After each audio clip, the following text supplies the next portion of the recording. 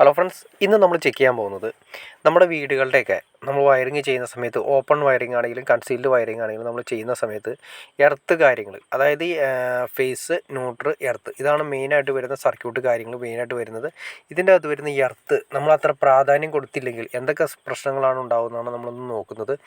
മെയിനായിട്ട് വരുന്നതെന്ന് വെച്ചിട്ടുണ്ടെങ്കിൽ എർത്ത് ലീക്കേജ് കറണ്ട്, അതായത് ELCB നമ്മൾ എന്തായാലും വെക്കുന്നുണ്ട്. ELCB എന്ന് വെച്ചിട്ടുണ്ടെങ്കിൽ ELCB നമ്മൾ വെക്കുമ്പോൾ ELCB എർത്ത് ലീക്കേജ്, അതായത് എർത്ത് ലീക്കേജിലാണ് ELCB ട്രിപ്പ് ആവുന്നത്. ഒരു കാര്യം ശ്രദ്ധിക്കുക, ELCBയിൽ ഒരിക്കലും വരുന്നത് എർത്ത് ലീക്കേജ് കറണ്ടിലാണ് ELCB ട്രിപ്പ് ആവുന്നത്. അല്ലാതെ ഹൈ വോൾട്ടേജ് വരുന്ന സമയത്ത് ഒരിക്കലും ELCB ട്രിപ്പ് ആവില്ല. അത് കറക്റ്റായിട്ട് അറിഞ്ഞിരിക്കണം. കാരണം നമ്മുടെ വീടുകളിൽ ഡബിൾ ഫേസോ കാര്യങ്ങളോ കയറി വരുന്ന സമയത്ത് ഒരിക്കലും നമ്മുടെ ELCB ട്രിപ്പ് ആവില്ല.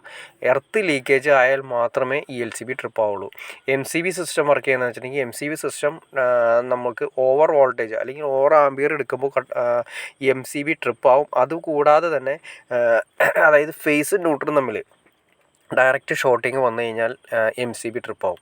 ഇത്തരം കാര്യങ്ങൾ അറിഞ്ഞിരുന്നാൽ നമുക്ക് വളരെ സിമ്പിളായിട്ട് കൈകാര്യം ചെയ്യാൻ സാധിക്കും. ഇത് നമ്മൾ കൊടുത്തിരിക്കുന്നത് ഈ മീറ്റർ ബോക്സ്, അതായത് ഈ മീറ്റർ ബോക്സിലേക്ക് സിംഗിൾ ഫേസ് ആണ് വരുന്നത്. ഇതിലേക്കാണ് നമ്മുടെ KSEBയുടെ ലൈൻ തരുന്നത്.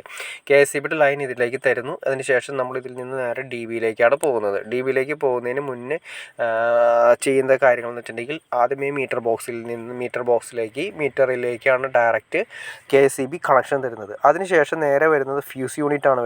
ഫ്യൂസ് യൂണിറ്റിൽ നിന്ന് നേരെ നമ്മുടെ DBയിലേക്ക് പോകുന്നു. പിന്നെ മെയിൻ ശ്രദ്ധിക്കേണ്ട കാര്യം, അകത്തെ നമ്മുടെ എല്ലാ സർക്യൂട്ടുകളും അതുപോലെ തന്നെ DBയും എർത്ത് ചെയ്തതിന് ശേഷം നേരെ പുറത്തേക്ക് വരുന്ന വയർ നേരെ മീറ്റർ ബോക്സിലും എർത്ത് ചെയ്തതിന് ശേഷം താഴെ നമ്മൾ നീറ്റായിട്ട്, അതായത് ഇപ്പോൾ ഒരു സിസ്റ്റം എന്ന് വെച്ചിട്ടുണ്ടെങ്കിൽ ഈ എർത്ത് വയർ ഒരിക്കലും പുറത്ത് കാണാതിരിക്കുന്നതാണ് നല്ലത്. കാരണം എന്തെങ്കിലും ഒരു പ്രശ്നങ്ങളോ കാര്യങ്ങളോ ഉണ്ടെങ്കിൽ നമ്മൾ മണ്ണിൽ കുഴിച്ച് കറക്റ്റ് ചെയ്യുന്ന എർത്ത് വയർ എന്തെങ്കിലും പ്രശ്നങ്ങളോ കാര്യങ്ങളോ ഉണ്ടാകുന്ന സമയത്ത് അവിടെ ടച്ച് ചെയ്യുന്ന ആളുകൾക്ക് ഷോക്ക് ഏൽക്കാനുള്ള ചാൻസസ് കൂടുതലാണ്. അപ്പോൾ അതുപോലെ നമ്മൾ എർത്ത് ചെയ്യുന്ന സമയത്ത് സെപ്പറേറ്റ് ഒരു പൈപ്പ് ഇട്ടതിന് ശേഷം അതിലൂടെ വേണം നമ്മൾ എർത്ത് കോപ്പർ അതിലൂടെ കൊണ്ടുപോയതിന് ശേഷം നേരെ താഴെ മണ്ണിൽ എർത്ത് റോഡ് ഉപയോഗിച്ചിട്ട് എർത്ത് ചെയ്യാനായിട്ട്. അല്ലെങ്കിൽ വളരെ അപകടം നിറഞ്ഞ ഒരു അവസ്ഥയായിരിക്കും ഉണ്ടാവുക. കാരണം എന്തെങ്കിലും ഉപകരണങ്ങൾ എർത്തായിക്കൊണ്ടിരിക്കുന്നുണ്ടെങ്കിൽ അത് ചിലപ്പോൾ ELCB കംപ്ലൈൻ്റ് ആവുകയോ ട്രിപ്പ് ആവുകയോ കാര്യങ്ങളില്ലെങ്കിൽ ആ സമയത്ത് എർത്തിലായിരിക്കും സപ്ലൈ ഉണ്ടാവുക. ആ എർത്തിൽ സപ്ലൈ ഉണ്ടാകുന്ന പുറമേ ആയതുകൊണ്ട് ആരെങ്കിലും ജസ്റ്റ് ടച്ച് ചെയ്ത് കഴിഞ്ഞാൽ മരണം വരെ സംഭവിക്കാനുള്ള ചാൻസസ് കൂടുതലാണ്. അപ്പോൾ അതുകൊണ്ട് എർത്ത് ചെയ്യുന്ന സമയത്ത് പക്കയായിട്ട്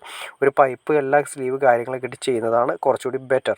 അതുപോലെ തന്നെ ചെയ്യുന്ന കാര്യം വെച്ചിട്ടുണ്ടെങ്കിൽ നമ്മൾ നമ്മുടെ വീടുകളിലാണെങ്കിലും കമ്പനികളിലാണെങ്കിലും എവിടെയാണെങ്കിലും നമ്മൾ എർത്ത് കറക്റ്റ് അല്ലെങ്കിൽ നമ്മുടെ സിസ്റ്റത്തിൻ്റെ, അതായത് കമ്പ്യൂട്ടർ യൂസ് ചെയ്യുന്ന ആളുകളാണെങ്കിൽ കമ്പ്യൂട്ടറിൻ്റെ മെയിനായിട്ട് പോകുന്ന കംപ്ലൈൻറ്റ് വരുന്നതാണ് മെമ്മറി, റാം കംപ്ലൈൻ്റ് ആവും. അതുപോലെ തന്നെ ഹാർഡ് ഡിസ്ക് കംപ്ലൈൻ്റ് ആവും. അപ്പം നമ്മുടെ വീടുകളിലെ എർത്ത് പ്രോപ്പർ ആയിരിക്കണം. ഇല്ലെങ്കിൽ എന്ത് സംഭവിക്കുന്നത് വെച്ചിട്ടുണ്ടെങ്കിൽ മെയിനായിട്ട് പോകുന്നത് നമ്മുടെ റാം പോകുന്നു, അതായത് റാം പോവും. അതുപോലെ തന്നെ ഹാർഡ് ഡിസ്ക് കംപ്ലൈൻ്റ് ആവും. അപ്പോൾ അത് ഒഴിവാക്കാനായിട്ട് പ്രോപ്പർ എർത്ത് നമ്മൾ ചെയ്തിരിക്കണം. ഓക്കെ ഫ്രണ്ട്സ്, നിങ്ങൾക്ക് ഈ വീഡിയോനെ കുറിച്ച് എന്തെങ്കിലും ഡൗട്ട്സോ കാര്യങ്ങളോ ഉണ്ടെങ്കിൽ തീർച്ചയായിട്ടും കമൻറ്റ് ചെയ്യാൻ മടിക്കരുത്. അതുപോലെ ഷെയർ ചെയ്യാൻ മടിക്കരുത്, സബ്സ്ക്രൈബ് ചെയ്യാനും മടിക്കരുത്. ഓക്കെ ഫ്രണ്ട്സ്, അടുത്ത വീഡിയോയിൽ കാണുന്നവരെ ഓക്കെ.